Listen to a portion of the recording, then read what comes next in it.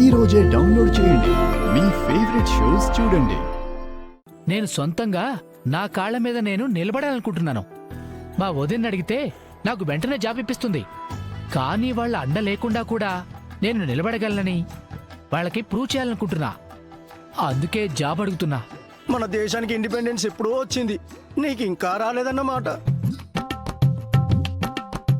Okay okay, నేను మాట్లాడితే పని అయిపోతుంది. మరి బ్యాక్ డోర్ నుంచి వెళ్తున్నారు కదా, కొంచెం ఖర్చు అవుతుంది. ఎంత అవుతుంది?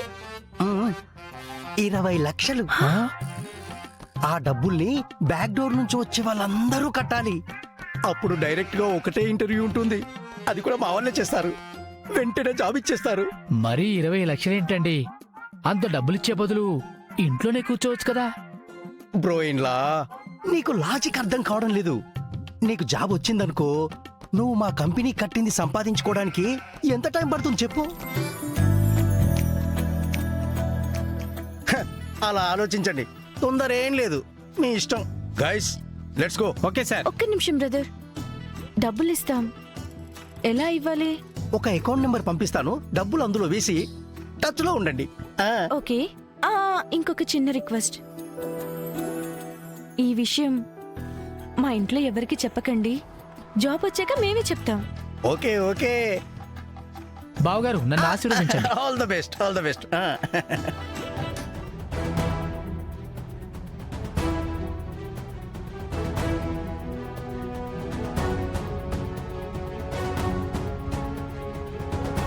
పిచ్చోళ్ళు పోయి నన్ను నమ్ముతున్నారు, పైగా ఎవరికి చెప్పొద్దు అంటున్నారు. డబ్బులు లాగడం వీళ్ళ దగ్గర నుంచే మొదలు పెట్టాలి. జగదాత్రి, నీతో పెళ్లి లక్షలు తెచ్చి పెడుతుందనుకున్నా, కోట్లు తెచ్చి పెట్టేలా ఉంది. బాయ్ బావగారు. బాయ్.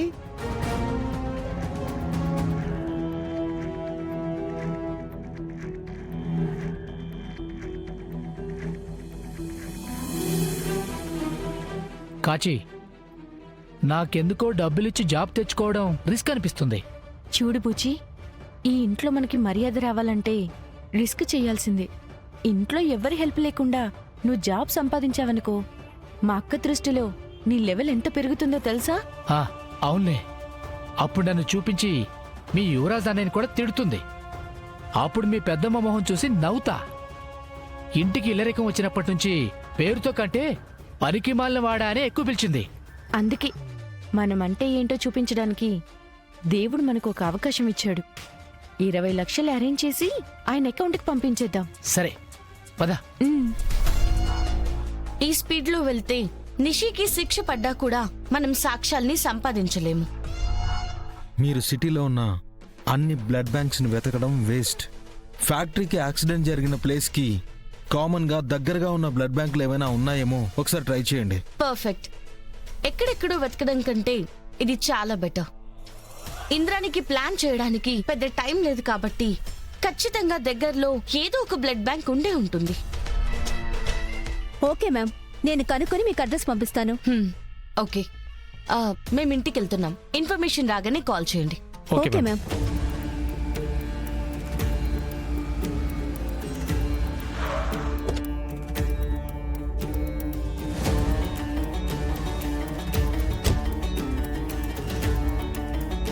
పదకీర్తి.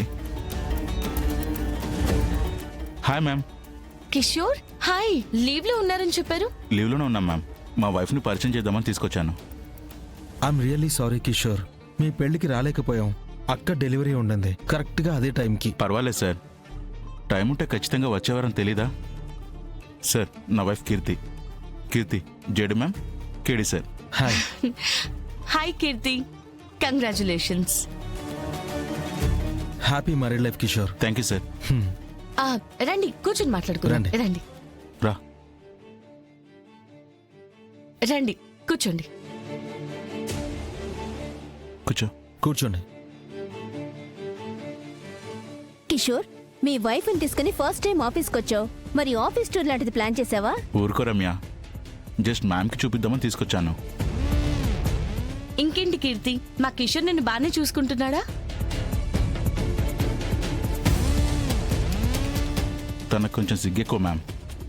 అంత ఈజీగా కొత్త వాళ్ళతో మాట్లాడలేదు. ఓయ్ మాట్లాడు.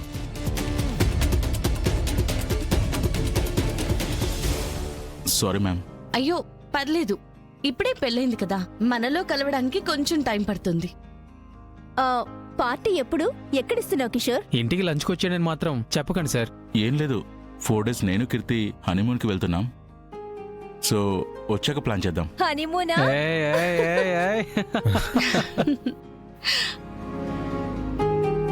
కీర్తి, మా కిషోర్ చాలా మంచివాడు. ఓపిక ఎక్కువ, కోపం మాత్రం చాలా తక్కువ.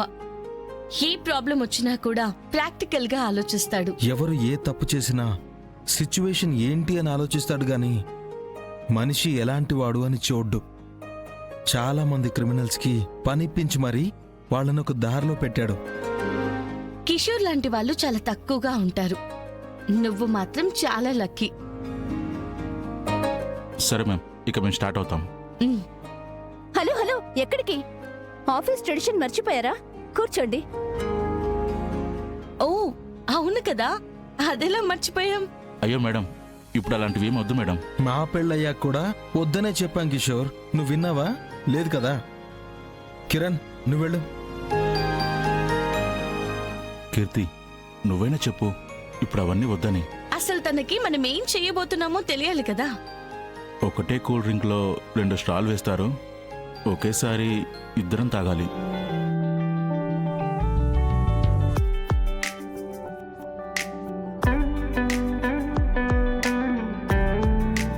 కీర్తి, కిషోర్, కమోన్ స్టార్ట్ చేయండి. మళ్ళీ మీకు ఫ్లైట్ కి టైం అవుతుంది కదా. తీసుకో కిషోర్.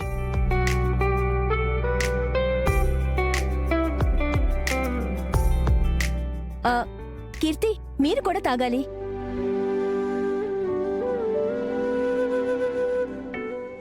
తాగు. నేను కూల్ డ్రింక్స్ తాగను, అలవాట్లేదు. మనం వెళ్దామా? నాకేదోలా ఉంది. కీర్తి, కీర్తి మ్యామ్, అది ఆ, వెడ్డింగ్ పనుల్లో అలసిపోయినట్టుంది. పర్వాలేదులే కిషోర్, నువ్వు వెళ్ళు. Have fun. 1 వీక్ వరకు కనిపించుకో. Okay sir, bye. సరే. Bye madam. బాయ్. జడి, ఆ అమ్మాయిని చూస్తుంటే కిషోర్ని పెళ్లి చేసుకోవడం ఇష్టం లేనట్టుగా అనిపిస్తుంది కదా. నాకు అలాగే అనిపించింది.